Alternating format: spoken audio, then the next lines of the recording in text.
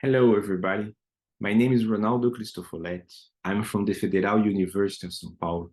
I'm really glad to be here with you to exchange some knowledge.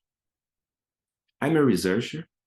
I work with coastal management, multiple stressors, and climate change in the coastal area. That means the multiple uses and impacts we as society can have in the ocean, and how can we reduce the negative impacts to produce positive impacts, and how can we work together as society for this governance of the ocean. So that means I produce science, but I also work in the use of the science for many other sectors. So that's why it's a pleasure for me to be here with you. I've been working in many movements of ocean literacy, because ocean literacy is all about this. It's all about using science and changing behaviors. So being really happy to be here, I want to invite you to follow with me in the next minutes, few steps. Reviewing and understand what brings us together here, looking the scenario, and then I'll bring you some examples from what we have been doing in Brazil, and let's look a little bit about the future. So the step one is understanding what you have in common, what you're doing here. You already came from understanding from the ocean literacy. That means understanding the ocean influencing our lives, and our actions influence the ocean. And by our, I mean here we as individuals, but as institutions, as professionals as well, in our work and the institutions we work. So as architects, urbanists, engineers, and related areas, how can you make something different, and how can we integrate the ocean knowledge on this? At the same time as understand ocean literacy, it came in many discussions very important regarding design and urbanism in coastal areas, coastal erosion. That is something that is really impacting our regions. It's about urban seascaping and nature-based solutions, those concepts that integrates with ocean literacy.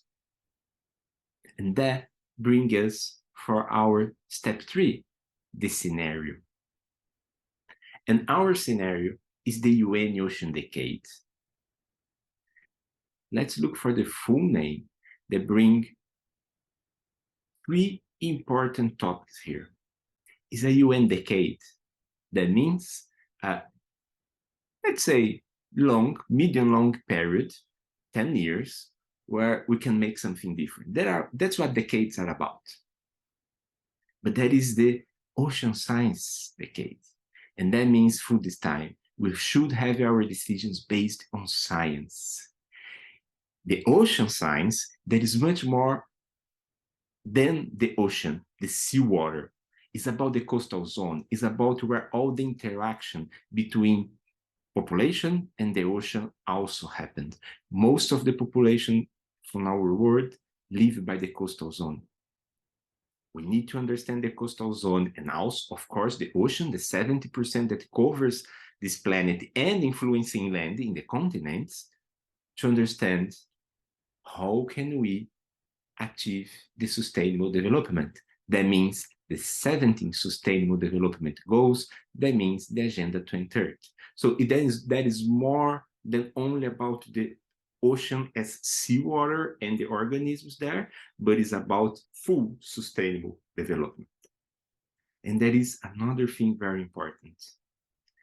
When we say that is the ocean science decade, this is the transformative science concept.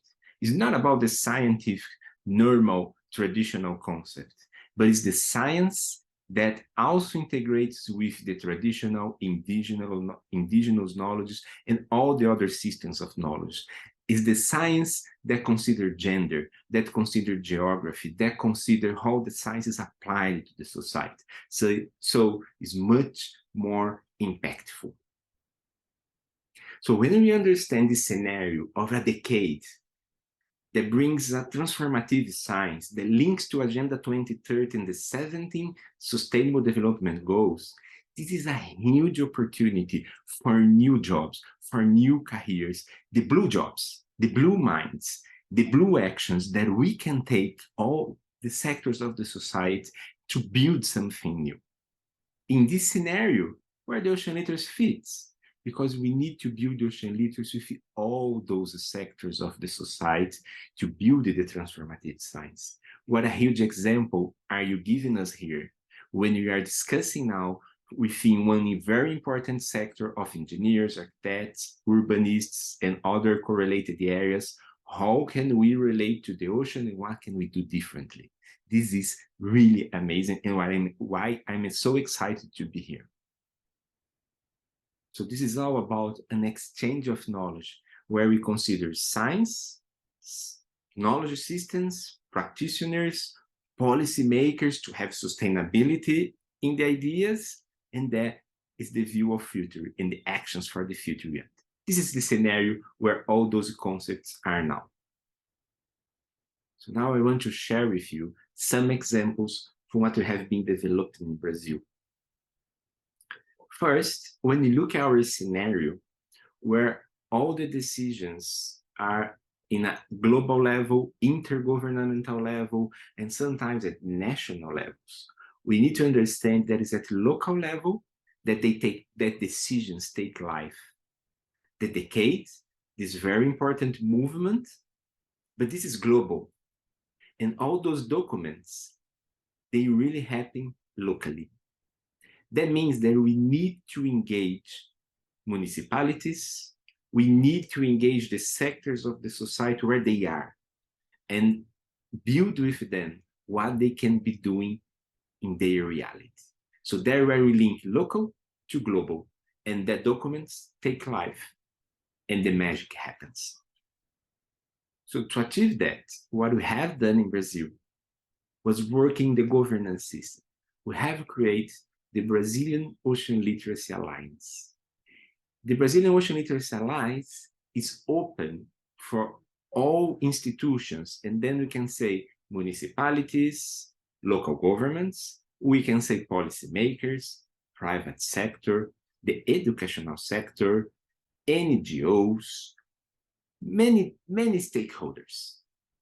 So in this alliance, we bring the stakeholders together and we work especially at municipality, at city level. And then we can understand within a city how many stakeholders can interact, but also bring an exchange of knowledge among, for example, governments of cities along Brazilian coasts. Not necessarily what works in one city, it also works in another city. So that's why it is important exchanging knowledge along the coast, but respecting that something will happen at local level. And that thing depends on interact with many other actors. So the Ocean Literacy Alliance, it has now 1 year and it's been, from our view, a huge success. We have more than 100 institutions as part of this, from the north to the south of Brazil, from all the different sectors. And we had built together now in October in a participatory workshop during the Ocean Literacy dialogues that happen in Brazil, a first document that you launched in April that is building blue cities. The local governments from north to south to Brazil helped us to identify what are actions, what are realities in the cities, in the municipalities that can be built throughout the years to help us to achieve all the goals of the scenario of the UN Ocean Decade. So we work together, understanding the realities to build something.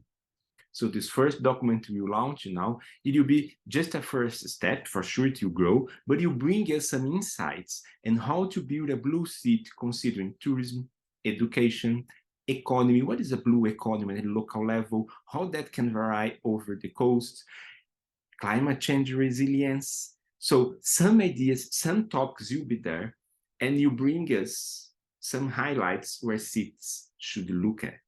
And one of them is considering about the urbanism, about this integration, about human, the use of coastal zone, and how can we make this different. Here's the second example that I want to share with you. As a researcher in Brazil, we have been working in the blue engineering. So that comes back to the science we need for the ocean we want. So the blue engineering is a concept very similar to the green engineer that is much more common for the society. That is about the green buildings, more light, reducing energy use, and so on. But the point is, when we have an intervention, human intervention, in the ocean or the estuaries, when we need to build something into the water, like in the ports, for coastal resilience, so we need to build some barriers. You know, our coasts had somehow invaded the sea, removed part of the vegetation. How can we turn that gray engineer in something blue, respecting, considering the nature-based solutions, some actions that will bring biodiversity back?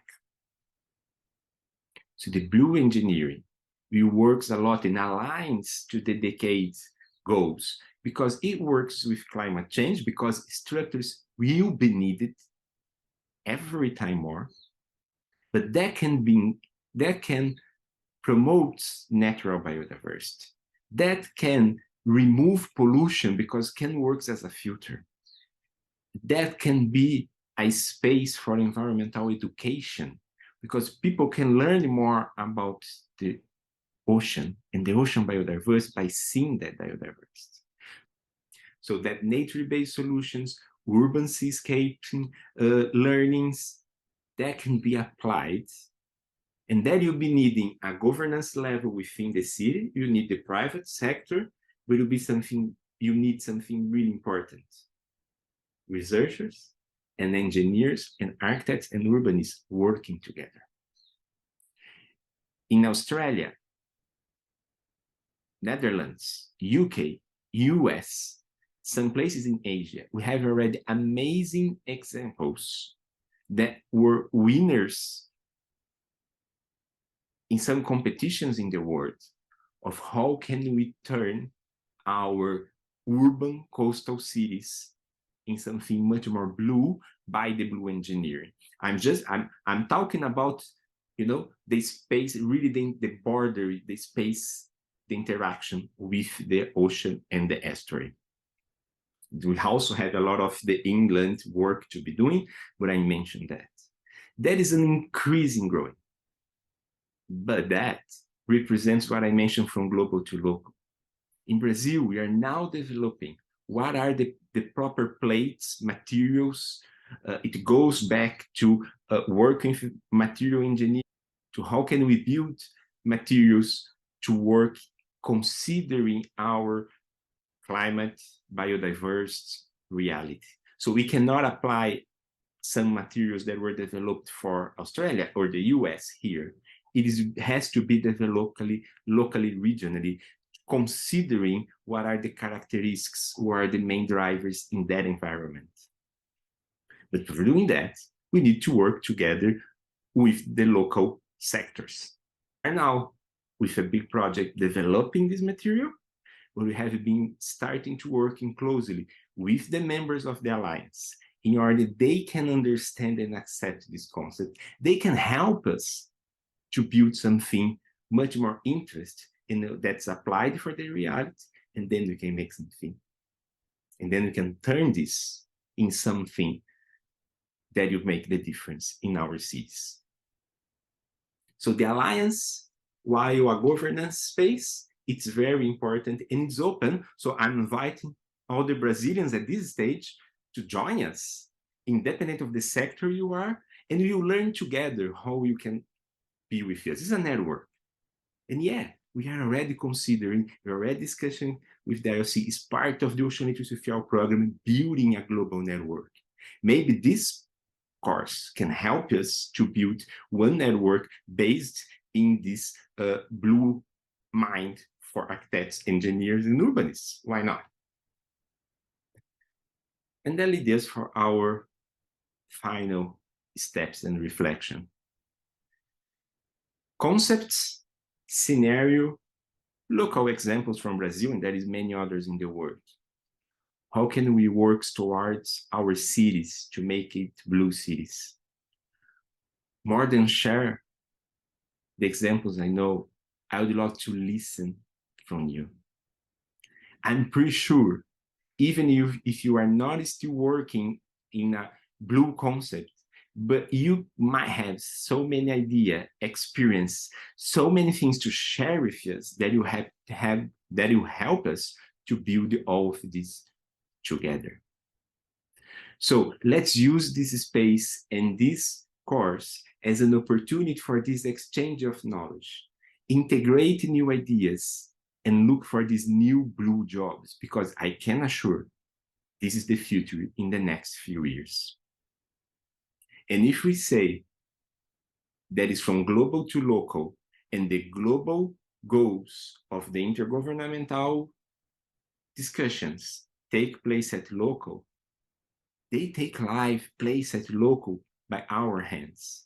And specifically when considering blue cities and resilience in coastal zone, it takes hands through your hands, the hands of the architects, the engineers, the urbanists, that together with researchers and local governments can make it happen. So that is the magic. And that's why we link the ocean literacy, the ongoing ideas and experiences for building something new. We will not have a different future if we keep doing something as the same way.